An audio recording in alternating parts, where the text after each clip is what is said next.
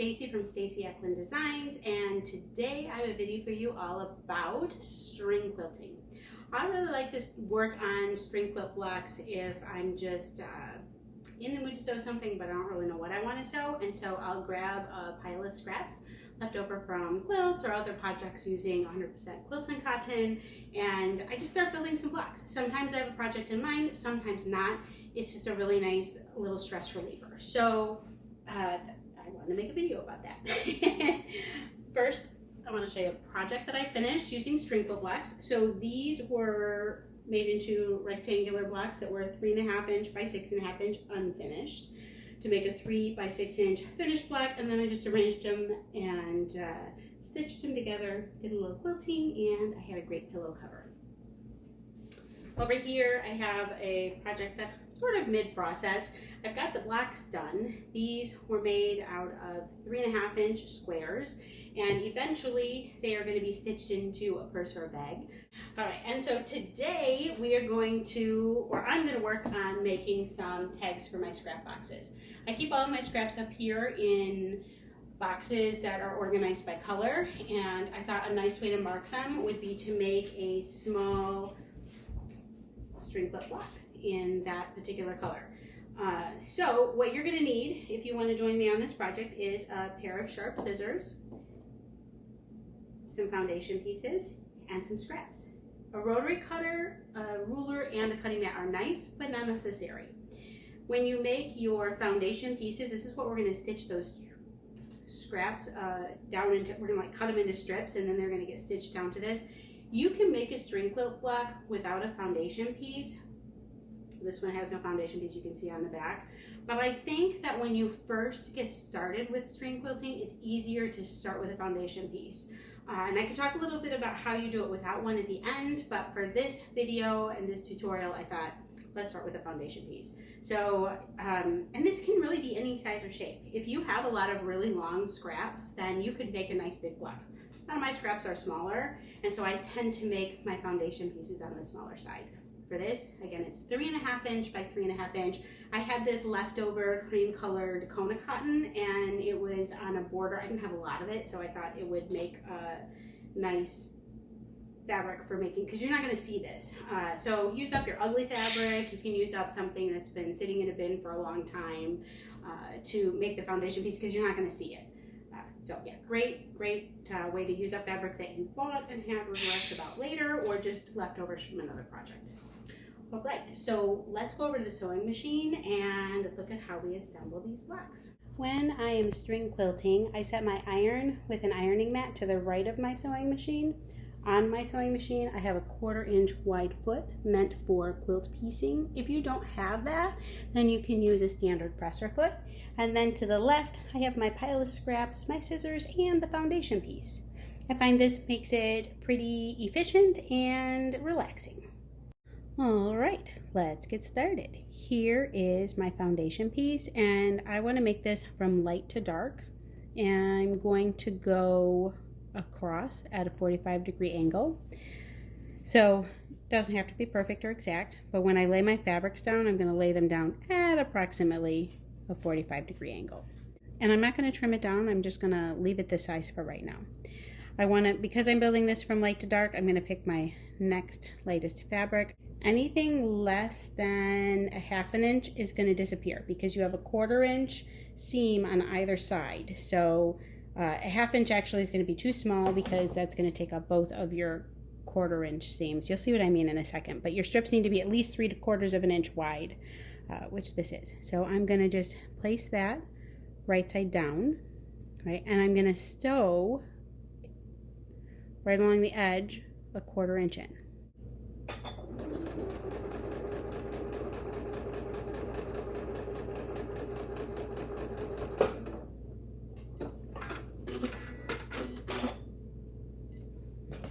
Okay, so now what you can see is I have, if I fold this over, I have my lightest blue and then this turquoisey color, and I want to press it down. So I'm going to move, and this is why it's nice to have this close to your sewing space. I'm just going to move my stuff right over to the right here And let's see if I can get the camera lined up. And I'm just gonna press that seam open with my iron like this.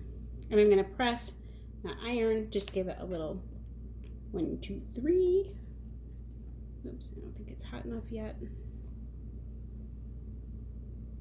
And there we go, that's good enough. Okay, so now we'll go back to the sewing machine and we're gonna add our next strip. All right, so I'm gonna choose the next color and I'm gonna just make this about an inch, 1.25 inches. You see, I'm not measuring. You can do this by measuring every strip exactly, and then when you put your blocks together, they're gonna meet up very precisely along the sides, but I go for kind of a scrappy look. So this is about 1.25 inches, and you can see I'm a little wavy here, but that doesn't matter because I'm gonna sew it straight. All right, so let's just kind of line it up, and I'm just putting them right sides together. Here's the previous strip and the new strip. And I like to, I like to try not to waste because then I can use my strips again. So I'm going to place it here, but you don't want to come all the way down. See, now watch what would happen if I came and I lined this up all the way at this, right at the beginning. When I went to flip and press it open, do you see how I would have this empty space at the top? So you have to bring your strip up just high enough that when you open it out, right, it's going to go past your foundation piece. That's why I think using foundation is easier in the beginning when you just start string quilting. All right, so let's line this up and go ahead and stitch it down. And I'm not using a leader, but I'm starting off in this kind of scrappy area that isn't going to be part of the finished block. Because later what's going to happen is we're going to trim all of that away.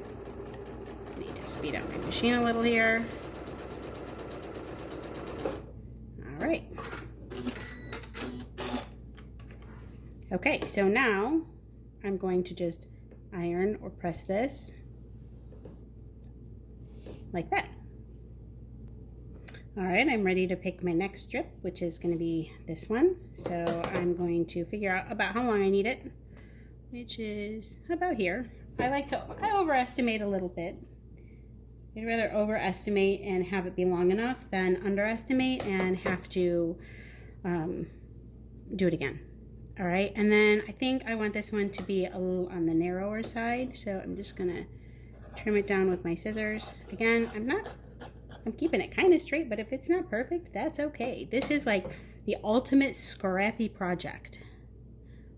That's why it's so, I think like when you do a lot of quilting, there's so much precision involved. And so I think that's why I find this so relaxing. There isn't a lot of precision and you get to just kind of wing it as you go. And I also feel like, it's good for the environment because I'm not throwing things into a bin. Okay, and I'm gonna do the same thing. I'm gonna press it open with the iron and then we do the next strip. Okay, we're gonna go for, what I'm looking at is that I have 3 fabrics left and I'm probably not gonna be able to fit all 3 in the space I have left. And so I'm gonna ditch this one because I like these 2 better. And I'm gonna put this one a little on the narrow side too to make sure that there we go.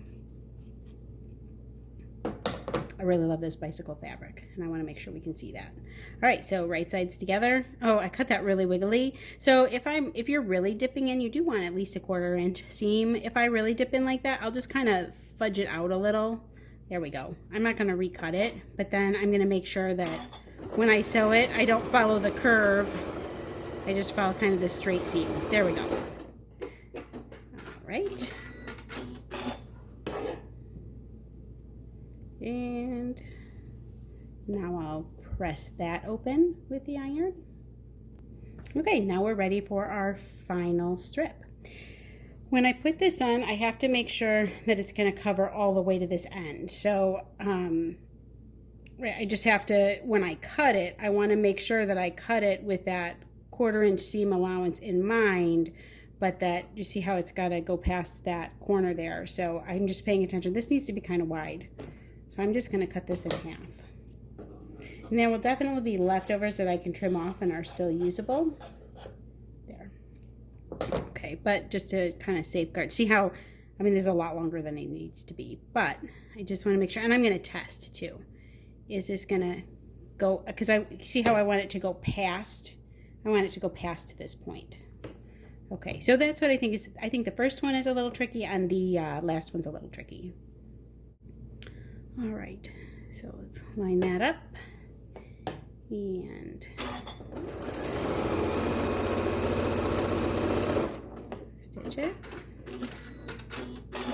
All right, and I'm gonna press that open, and then after that I'll show you how I trim my blocks. Now you see the back of my block, and again, this is why I think that foundation piece just makes it easier when you're first starting, is that now we have a really nice guide for how to trim away all this extra.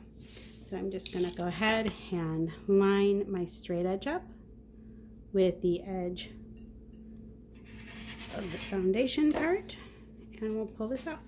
I think I need a new rotary blade. Okay.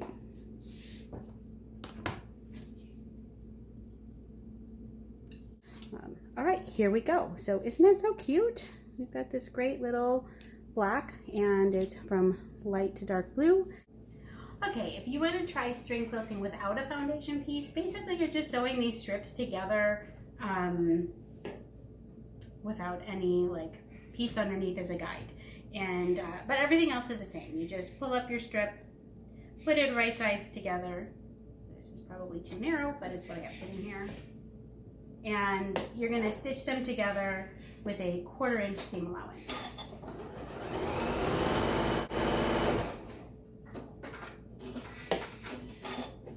Right, you're going to press it open, and then when you're all finished, cut it down to the square that you need. So if we were going to make these, like, I think this is probably big enough for a 4.5 inch by 4.5 inch square, or whatever, rectangles. So, and they can be horizontal like this, or you can still, of course, cut your square at an angle so that your strings are going across at a 45-degree angle. I think it's a little easier to use that foundation piece to start with, so I recommend that, but go ahead and give this a try too. If you decide to try string quilting after you've watched this video, please leave me a comment and let me know. Let me know how it went, if you like it, and I just like to hear, like, are people watching this? Is it helpful to them? Hit subscribe, give me a thumbs up. I really appreciate all of that. Thank you so much for watching.